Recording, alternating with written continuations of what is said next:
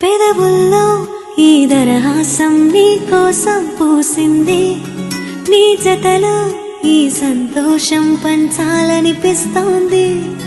ఎందుకనో మది నీ కోసం ఆరాటం పడుతోంది. అయితేనే మాల జడిలో ఒక ఆనందం ఉంది. దూరం మహా చెడ్డదని లోకం అనుకుంటుంది, కానీ ఆ దూరమే నిన్ను దగ్గర చేసింది. నీలో నా ప్రాణం ఉందని ఇప్పుడేగా తెలిసింది.